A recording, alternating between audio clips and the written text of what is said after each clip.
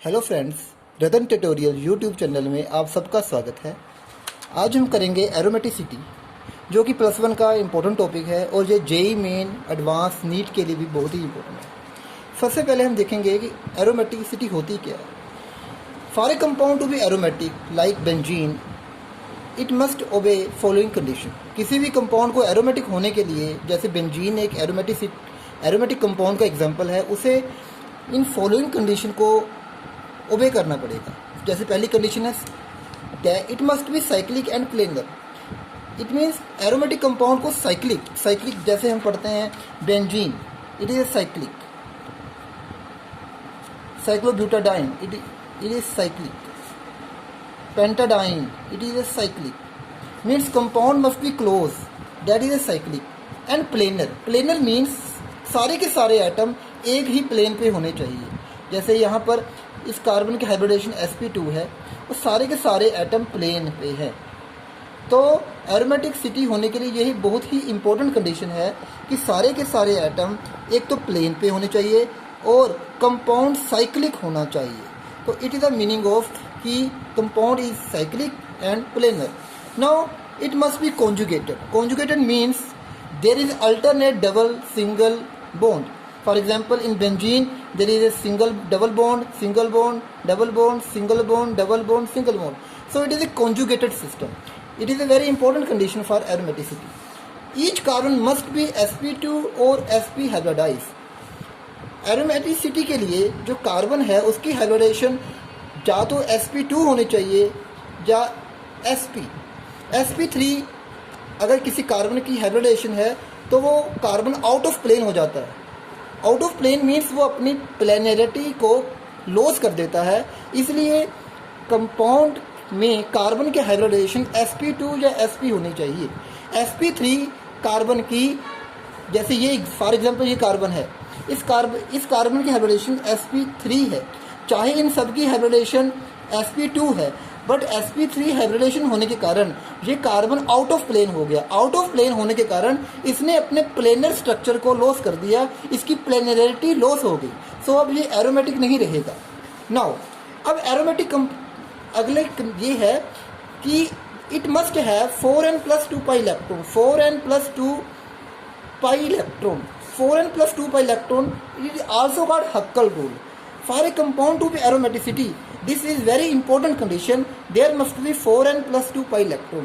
N is 0, 1, 2, 3, etc. and it is an integer. Its value is 0, 1, 2, 3. Now aromatic compound. Now in this video मैंने aromatic compound को A से denote किया है। Aromatic compound वो होते हैं जो ऊपर वाली इन सभी कंडीशनों को ओबे करते हैं, मतलब वो साइक्लिक होंगे, प्लेनर होंगे, कॉन्जुगेटेड होंगे, हर कार्बन की हाइब्रिडेशन sp2 या sp होगी और उनके पास 4n+2 पाई इलेक्ट्रॉन होंगी। अगला है एंटी एरोमेटिक कंपाउंड, जिसको मैंने ए से डिनोट किया है। वो कंपाउंड जो साइक्लिक होंगे, प्लेनर होंगे, कॉन्जुगेटेड होंगे, मतलब वो साइक्लिक भी होंगे, प्लेनर भी होंगे, कॉन्जुगेटेड भी होंगे और उनमें कार्बन की हाइब्रिडेशन sp2 या sp होगी, बट उनके पास 4n+2 पाई इलेक्ट्रॉन नहीं होंगे। मतलब ये सभी कंडीशन वो फॉलो करेंगे। पहली 4 कंडीशनों को, इन फर्स्ट, सेकंड और थर्ड, इन 3 कंडीशनों को वो फॉलो करेंगे, बट इस कंडीशन को वो फॉलो नहीं करेंगे, इसलिए वो एंटी एरोमेटिक की कैटेगरी में आ जाएंगे। नेक्स्ट है नॉन एरोमेटिक कंपाउंड को मैंने N.A से डिनोट किया है। वो कंपाउंड होते हैं जो कि नॉन प्लेनर होते हैं। नॉन प्लेनर मतलब उनमें sp3 हाइब्रिडाइज कार्बन आ जाता है, जो कि मैंने पहले ही डिस्कस किया है कि अगर किसी में sp3 हाइब्रिडाइज कार्बन आ जाए तो वो कार्बन आउट ऑफ प्लेन हो जाती है, मतलब वो नॉन प्लेनर हो जाते हैं। अब non aromatic compound 4n+2 pi electron को ओबे कर भी सकते हैं और नहीं भी, बट ये एरोमेटिक नहीं होंगे। क्यों? क्योंकि इन्होंने ये आउट ऑफ प्लेन हो गए हैं, इन्होंने अपनी प्लेनरिटी को क्या कर दिया है, लॉस कर दिया है। नेक्स्ट, अब हम कुछ एग्जाम्पल करेंगे एरोमेटिक कंपाउंड की, नॉन एरोमेटिक और एंटी एरोमेटिक की। फॉर एग्जांपल ये बेंजीन रिंग, जैसे आप सबको पता है, इस बेंजीन रिंग में 1, 2, 3, 6 पाई इलेक्ट्रॉन है। 6 पाई means it obey 4n+2 pi electron rule, mean Huckel rule. सारे एटम एक ही प्लेन में है, सिस्टम साइक्लिक है, कॉन्जुगेटेड है, सो ये कंपाउंड एरोमेटिक है। Now next example, this cyclopentadiene cation, इसमें there is 1 2 4 pi electron.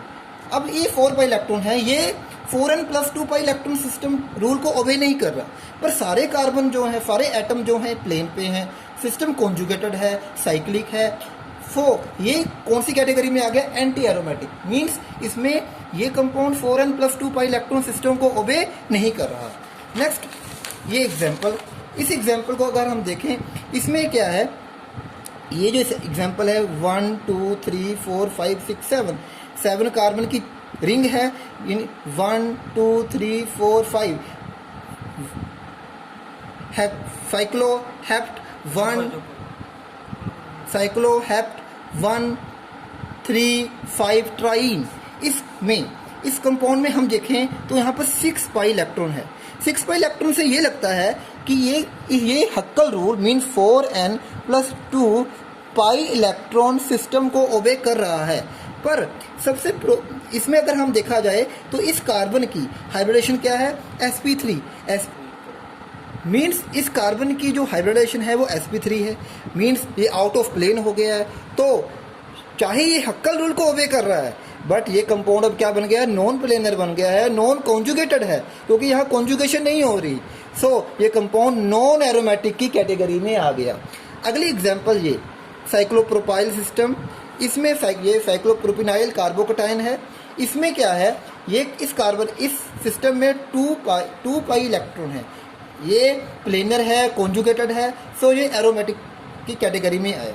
Now this is A cyclopropyl अनायन system, इसमें 4 पाई इलेक्ट्रॉन है, चाहे ये प्लेनर है, कॉन्जुगेटेड है, बट ये हक्कल रूल को ओबे नहीं कर रहा, सो ये एंटी एरोमेटिक के कैटेगरी में आया। नेक्स्ट इस सिस्टम की बात करें तो इसमें भी 1 2 3 there are 6 pi electron. 6 pi electron, साथ ही साथ ये प्लेनर है, कॉन्जुगेटेड है, so it is a aromatic compound. Now it is cyclobutadiene, it have 4 pi electron, चाहे ये प्लेनर है, कॉन्जुगेटेड है, but it 4n+2 pi electron not obey, इसको ओबे नहीं कर रहा, सो ये एंटी एरोमेटिक की कंडीशन में आया। तो मैं दोस्तों, तो यहाँ तक हमने ये पढ़ा कि अगर कोई कंपाउंड में ये सब कंडीशनें साइक्लिक, प्लेनर, कॉन्जुगेटेड, sp2 और sp hybridize carbon, 4n+2 pi electron, ये सब कंडीशनें अगर कोई कंपाउंड फॉलो करता है तो वो कंपाउंड एरोमेटिक होगा। अगर वो पहली, तो अभी तक हमने पढ़ा कि अगर कोई कंपाउंड इन चारों कंडीशनों को फॉलो करता है तो वो एरोमेटिक है, अगर इन 3 कंडीशनों को फॉलो करता है तो वो एंटी एरोमेटिक है। मींस अगर उसके पास 4n+2 पाई इलेक्ट्रॉन नहीं है, बट वो साइक्लिक है, प्लेनर है, कॉन्जुगेटेड है, sp2 और sp हाइब्रिडाइज कार्बन है, तो वो एंटी एरोमेटिक है। बट अगर उसके पास ये सिस्टम है या नहीं है, 4n+2 पाई इलेक्ट्रॉन है या नहीं है, पर अगर वो नॉन प्लेनर है, तो वो कंपाउंड नॉन एरोमेटिक की कंडीशन कैटेगरी में आते हैं। नेक्स्ट, अब मैं एक वेरी वेरी इंपॉर्टेंट पॉइंट आपको बताऊंगा, जो कि वेरी वेरी इंपॉर्टेंट है, याद रखना। Aromaticity is directly proportional to stability.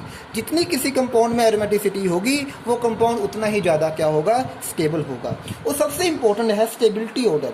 याद रखना, aromatic compound are more stable than non aromatic compound, and non aromatic compound are more stable than anti aromatic compound. याद रखना, अगर किसी कंपाउंड में एरोमेटिक करेक्टर है तो वो कंपाउंड बहुत स्टेबल है। मान लो कोई कंपाउंड नॉन एरोमेटिक है और वो एंटी एरोमेटिक वो एरोमेटिक बन सकता है, या कोई कंपाउंड एंटी एरोमेटिक है वो एरोमेटिक बन सकता है, तो वो बनना चाहेगा, वो रिएक्शन स्पॉन्टेनियस होगी। क्यों? क्योंकि aromatic is very very stable. Now अब हम कुछ प्रॉब्लम्स करेंगे जो कि एनसीईआरटी बेस है। जैसे ये एग्जांपल है, आपके एनसीईआरटी में पूछा गया है कि ये कंपाउंड एरोमेटिक है या नहीं।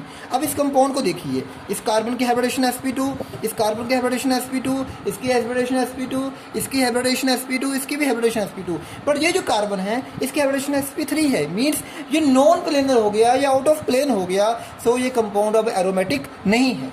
नाउ अगर हम इस कंपाउंड की बात करें कि ये एरोमेटिक है या नहीं, अब इस एरोमेटिक में क्या है? 8 पाई इलेक्ट्रॉन है, मींस ये हक्कल रूल को ओबे नहीं कर रहा, सो it is A not aromatic compound, ये एरोमेटिक कंपाउंड नहीं है। नाउ अगर नेक्स्ट क्वेश्चन है कि which of the following is more anti aromatic in nature, means बहुत ज़्यादा एंटी एरोमेटिक नेचर का कौन है। अब ये कंपाउंड ए और बी है, अगर मैं ए में देखूँ तो कितने पाई इलेक्ट्रॉन है, 1 2 3 4 means 8 pi electron are in A. और बी में कितने पाई इलेक्ट्रॉन है, 1 और 2 मीन्स 4 पाई इलेक्ट्रॉन है बी में। ए में 8 पाई इलेक्ट्रॉन है, बी में 4 पाई इलेक्ट्रॉन है। मीन्स दोनों ही 4n+2 पाई इलेक्ट्रॉन को ओबे नहीं कर रहे, मीन्स दोनों क्या हैं, एंटी एरोमेटिक। बट हमें इस क्वेश्चन में ये कहा है कि ज़्यादा एंटी एरोमेटिक कौन है। याद रखना, जो ए रिंग है, ए रिंग का साइज़ बड़ा है, इसका साइज़ बड़ा है। अब जिस रिंग का साइज़ बड़ा होगा वो अपने आप को नॉन प्लेनरिटी में लेकर आ सकता है। मतलब अगर किसी रिंग का साइज़ बड़ा हो तो वो अपने आप को प्लेनर से क्या कर सकता है, नॉन प्लेनर कर सकता है। नॉन प्लेनर करेगा तो वो किस कैटेगरी में आ जाएगा, नॉन एरोमेटिक की कैटेगरी में आ जाएगा। इट मीन्स ए में कुछ हद तक नॉन एरोमेटिक का भी करेक्टर है। बट जो रिंग बी है, अब रिंग बी का साइज स्मॉल है, स्मॉल साइज है, तो ये अपने आप को नॉन प्लेनर नहीं कर सकती। अगर ये अपने आप को नॉन प्लेनर नहीं कर सकती और इसके पास ओनली, और ये सारी कंडीशनें ओबे कर रही है, बट कौन सी नहीं कर रही, हक्कल रूल की कंडीशन ओबे नहीं कर रही, बट बाकी सारी कंडीशन क्या कर रही है, ओबे कर रही है। तो ये कंपाउंड ज़्यादा क्या होगा, एंटी एरोमेटिक। ए ज़्यादा एंटी एरोमेटिक क्यों नहीं होगा, चाहे ये लग रहा है हमें एंटी एरोमेटिक, बट इसका रिंग साइज बड़ा होने के कारण इसकी कुछ प्लेनरिटी खत्म हो सकती है, ये थोड़ा नॉन प्लेनर बन सकता है। नॉन प्लेनर के कारण इसमें थोड़ा नॉन एरोमेटिक कंपाउंड का भी करैक्टर आ सकता है। तो हम कह सकते हैं जो बी है, B is more anti aromatic than A. Now next question is this one, cyclopentadiene. This is a cyclopentadiene is acidic in nature. Acidic क्या होते हैं, एसिडिक वो होते हैं जो इजीली अपना प्रोटॉन लॉस कर लें।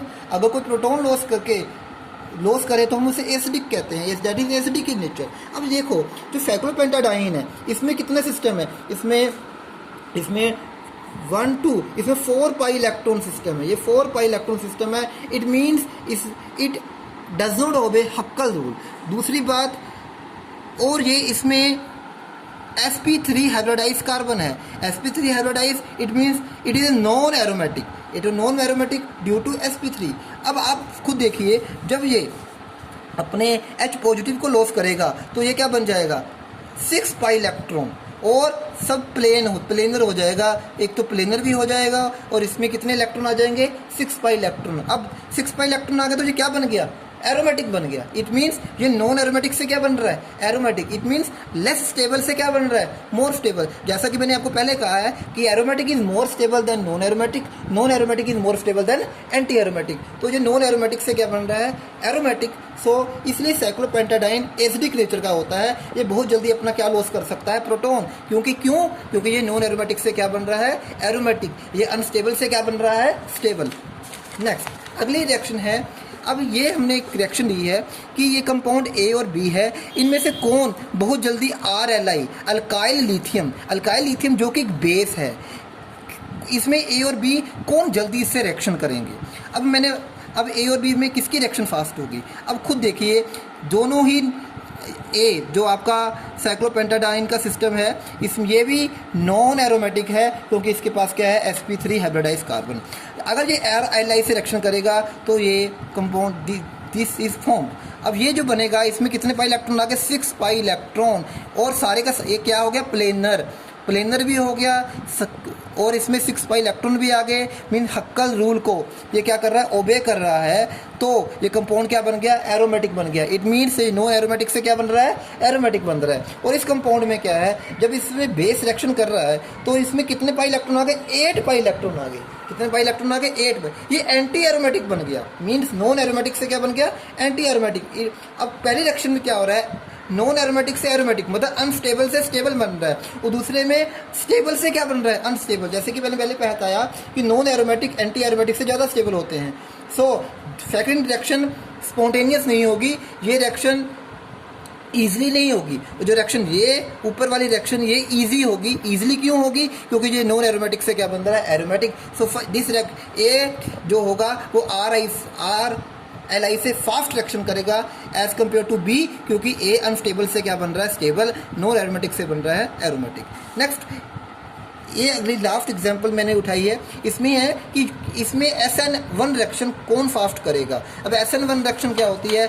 SN1 रिएक्शन आपको पता ही है, वो रिएक्शन जिसमें कार्बोकटायन बनता है। It is nucleophilic substitution unimolecular reaction. इस रिएक्शन में कार्बोकटायन फॉर्म होता है। अब जब रिएक्शन ए में जब कार्बोकटायन बनेगा, ये इस तरह का कार्बोकटायन बनेगा, रिएक्शन बी में कार्बोकटायन इस तरह का कार्बोकटायन बनेगा। अब रिएक्शन ए बी में जो कार्बोकटायन बन रहा है वो अनस्टेबल से नॉन एरोमेटिक से एरोमेटिक बन रहा है, मीन्स अनस्टेबल से स्टेबल बन रहा है। तो रिएक्शन 2 क्या होगी? फास्ट होगी। रिएक्शन 2 ए क्या होगी? स्लो होगी। तो reaction 2 is fast, reaction A is slow. Why? Because reaction 2 में वो नॉन एरोमेटिक से एरोमेटिक, स्टेबल से अनस्टेबिलिटी से कहा जा रहा है स्टेबिलिटी। इस तरह से हम कह सकते हैं कि अगर किसी रिएक्शन में कंपाउंड नॉन एरोमेटिक से एरोमेटिक में जा रहा हो या एंटी एरोमेटिक से एरोमेटिक में जा रहा हो तो वो रिएक्शनें फास्ट होती हैं एज़ कम्पेयर टू वो रिएक्शनें जो एरोमेटिसिटी को लॉस कर रही हों। तो वो रिएक्शनें क्या होती हैं? स्लो होती हैं। वो ज़्यादा स्पॉन्टेनियस रिएक्शन नहीं होती। उन रिएक्शनों को करने के लिए हमें बहुत ज़्यादा अमाउंट में एनर्जी देनी पड़ती है। So thanks friends.